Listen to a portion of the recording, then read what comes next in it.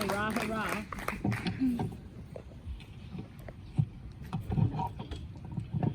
Good evening, everyone. Good evening. My name is Benjamin Franklin, and I thank you for this kind and gracious invitation. Before I begin, I just wanted to say a couple of things. I really would like to get one of these moving contraptions I see all throughout your village with the four wheels, especially that one with the red, white, and blue lighting. What a joy it has been to go around this village and see the red, white, and blue lighting following cars throughout the village. I thought I would share this document that was adopted in my hometown of Philadelphia a few days ago, where it was almost as hot here as it was there. So I have my new bifocals. I'm all set to go. I was prepared to read from this larger facsimile, but I have one of these booklets instead. They would not let me really read from the original. Hancock was going on about something about a treasure map. So I have decided to read from this booklet instead, and it is my honor to read this declaration to you for the first time. When in the course of human events it becomes necessary for one people to dissolve the political bands which have connected them with another, and to assume among the powers of the earth the separate and equal station to which the laws of nature and of nature's God entitle them, a decent respect to the opinions of mankind requires that they should declare the causes which impel them to the separation. We hold these truths to be self-evident, that all men are created equal, that they are endowed by their Creator with certain unalienable rights, that among these are life, liberty, and the pursuit of happiness, and that to secure these rights, governments are instituted among men, deriving their just powers from the consent of the governed, that whenever any form of government becomes destructive of these ends, it is the right of the people to alter or to abolish it, and to institute new government, laying its foundation on such principles and organizing its powers in such form as to them shall seem most likely to affect their safety and happiness. Prudence indeed will dictate that governments long established should not be changed for light and transient causes, and accordingly all experience hath shown that mankind are more disposed to suffer while evils are sufferable than to right themselves by abolishing the forms to which they're accustomed.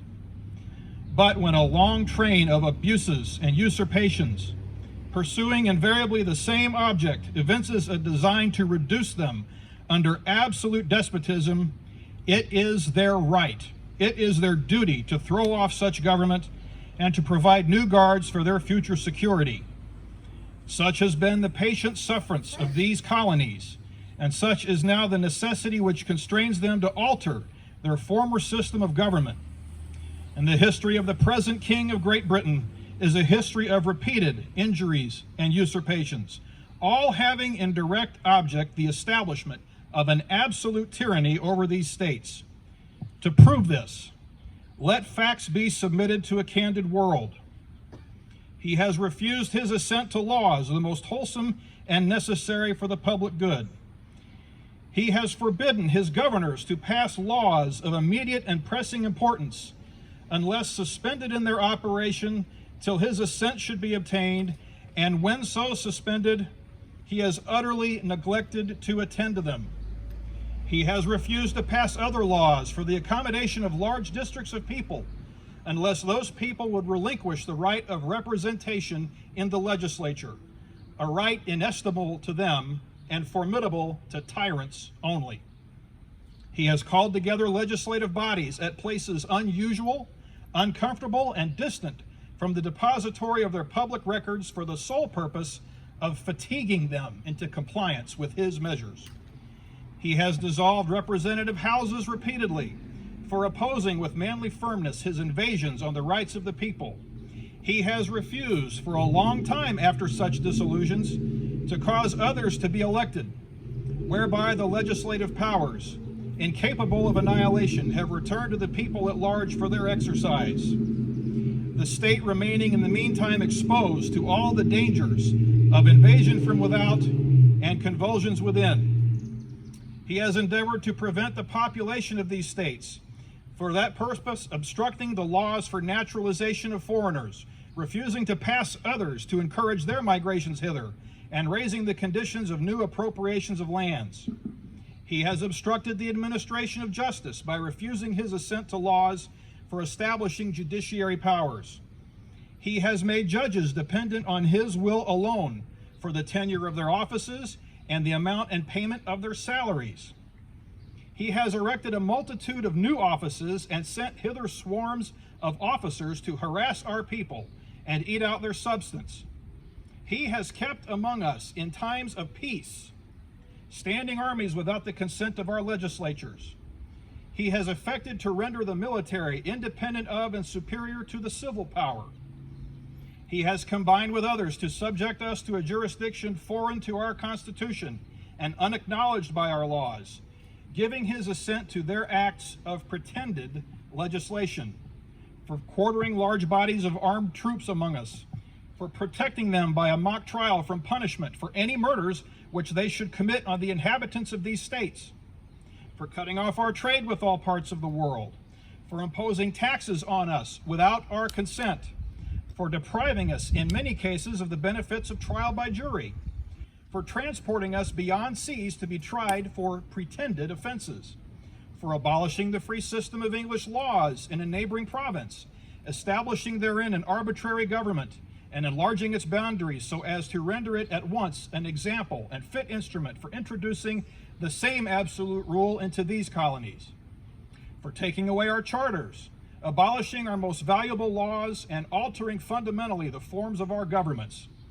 for suspending our own legislatures and declaring themselves invested with power to legislate for us in all cases whatsoever. He has abdicated government here by declaring us out of his protection and waging war against us.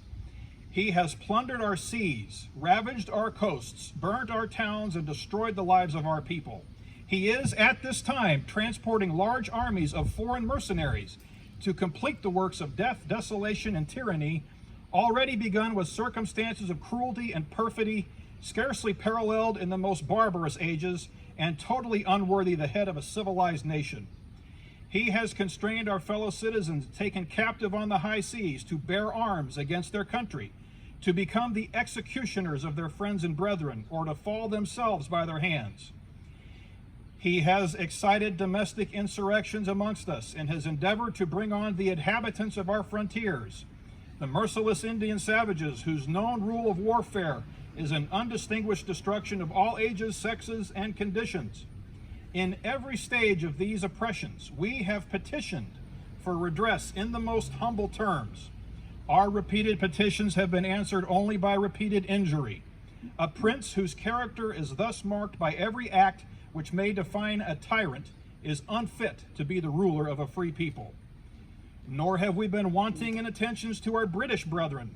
We have warned them from time to time of attempts by their legislature to extend an unwarrantable jurisdiction over us. We have reminded them of the circumstances of our emigration and settlement here.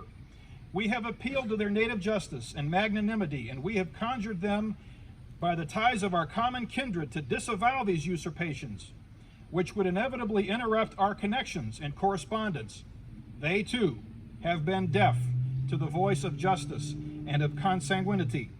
We must therefore acquiesce in the necessity which denounces our separation and hold them, as we hold the rest of mankind, enemies in war, in peace friends.